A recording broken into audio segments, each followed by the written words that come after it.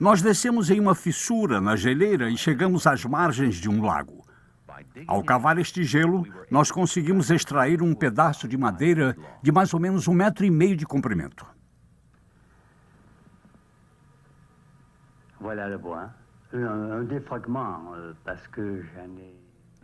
Este pedaço e um outro no manto são tudo que restou após a realização de todos os testes. Reparem que este fragmento não é uma simples tábua. Ele foi talhado à mão. Repare no ângulo reto.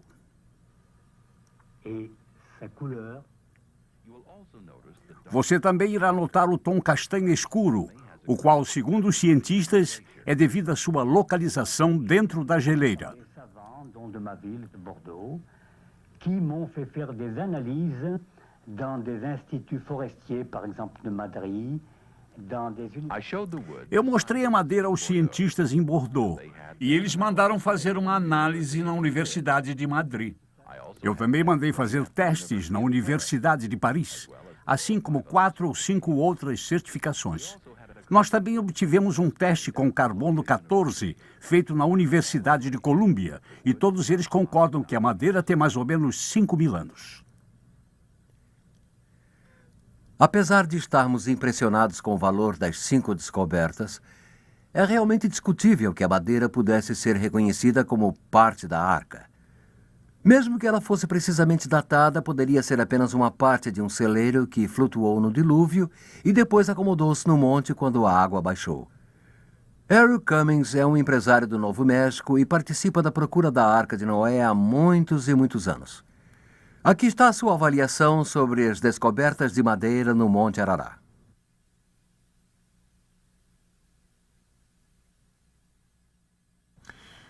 Nós nunca dissemos até onde o nosso grupo ou minha própria família, os que estão envolvidos no trabalho de pesquisa e aqueles, é claro, associados a mim, nós nunca dissemos que as pranchas encontradas no monte eram da Arca de Noé. Nós apenas dissemos que as pranchas encontradas no monte pareciam ser madeira de lei e talhadas à mão. E isto em um monte que não possui uma árvore, madeira de lei, pelo menos. Não existe tal madeira de lei em um raio de 160 quilômetros do monte. Mas nós jamais dissemos que tal pedaço de madeira ou tábua pertença à Arca de Noé. E não até, pelo menos, descobrirmos a Arca de Noé e concluirmos que a madeira da arca é igual àquelas que temos encontrado. O fato é que, com o passar dos anos, especialmente nos últimos 125 anos, a nave foi avistada cerca de 21 vezes, de acordo com as afirmações daqueles exploradores e expedições que estiveram lá. Há tábuas encontradas no Irã que têm resistido a todos os tipos de tempo, quente e frio, úmido e seco, por 1000 anos mantendo-se em bom estado ao ar livre. Mas, é claro, nós acreditamos que a calota glacial de 32 quilômetros do Monte Arará e os picos que se projetam dela e que são em número de 12, nós acreditamos que a nave será encontrada nesta área.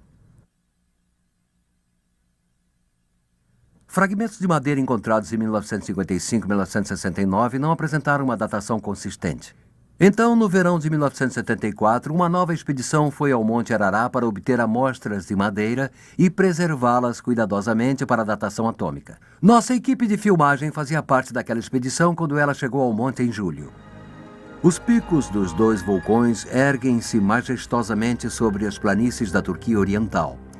O Grande Arará eleva-se à altura de 5.170 metros e o Pequeno Arará, 3.924 metros. Há uma cobertura permanente de gelo no monte mais alto que tem uma área de 57 quilômetros quadrados. Em alguns locais, a geleira tem mais de 30 metros de espessura. Na maior parte do tempo, o pico do Arará fica coberto por nuvens devido à sua altura e à baixa temperatura da geleira. A subida do monte foi feita em sua maior parte a pé, com animais de carga transportando barracas, comida e equipamento. Nós subíamos cada vez mais alto sobre rochas soltas e escorregadias. No ar rarefeito, cada passo é trabalhoso. Subíamos ainda mais alto, seguindo nosso guia curdo. Mas estaríamos no monte certo? Alguns, no decorrer da história, têm tido sérias dúvidas sobre este pico em particular.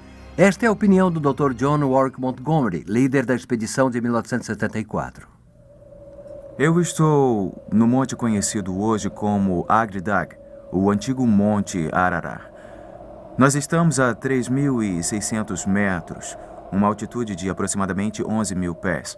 A Rússia está à minha direita, a cerca de 16 quilômetros de distância, e o Irã à minha esquerda. Este é o monte onde, segundo a Bíblia, Noé desembarcou quando as águas do dilúvio baixaram. Algumas pessoas têm questionado se este monte é mesmo o monte onde a Arca de Noé repousou. E no final do século XIX, James Bryce, diplomata e também alpinista, soube que fizera papel de bobo ao subir este monte de difícil acesso quando ele próprio encontrou madeira e a associou à arca. Mas Bryce defendeu-se muito bem perante a Royal Geographic Society, e um dos argumentos mais fortes que usou foi que, desde o passado remoto, o povo do monte o considerava como aquele no qual a arca encalhou. Este povo, conhecido como curdo, vive aqui há séculos e até bem pouco tempo eles não subiam ao topo do monte, pois estavam convencidos de que o pico era protegido por Jinn, espíritos do monte, e estes espíritos do monte estavam ali porque protegiam o local no qual a arca havia encalhado. Continuamos a subir, esperando alcançar uma altitude de 4.267 metros, onde há muitos anos Navarra encontrou fragmentos de uma madeira antiga talhada à mão.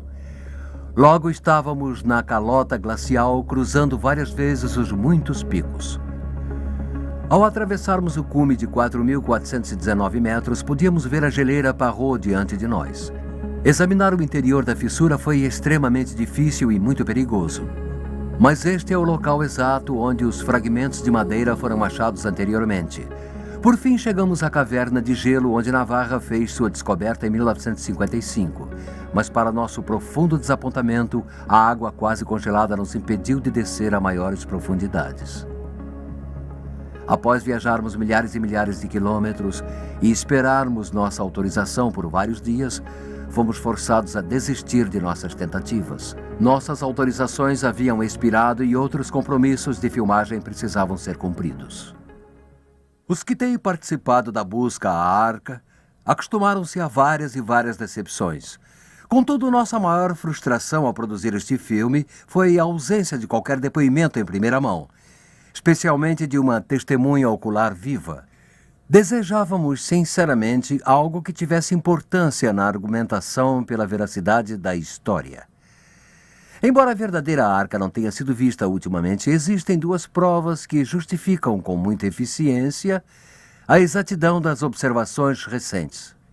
Em 1972, o satélite de recursos terrestres fotografou o Monte Ararat de uma altitude de 917 quilômetros. As fotos tiradas pelo satélite estão na Biblioteca do Satélite de Recursos Terrestres em Sioux Falls, Dakota do Sul. As imagens são geradas eletronicamente do mesmo modo que as imagens de televisão são produzidas. As fotos são tiradas de sinais transmitidos pelos satélites. Cada foto cobre uma área de 33.669 km². Mesmo assim, objetos do tamanho de 30 por 30 metros têm sido identificados. Estradas, por exemplo, aparecem como uma linha luminosa sem definição de detalhes. Aqui na foto do satélite estão os dois picos do Monte Ararat, o grande e o pequeno. Esta área estreita e escura no Grande Ararat é uma fenda muito profunda, chamada de Garganta Ahora. Nesta garganta há uma formação retangular que é comprida e estreita. Estudos meticulosos mostram que esta é uma saliência de 304 metros de comprimento. Nesta saliência há uma formação de cor clara de aproximadamente 182 metros de extensão. Isto pode ser apenas parte da rocha ou poderia ser a Arca de Noé. No filme original, isto é muito sutil, mas quando os sinais são analisados por computador, que veem mais do que o olho humano, este objeto luminoso parece completamente diferente de outras substâncias no monte.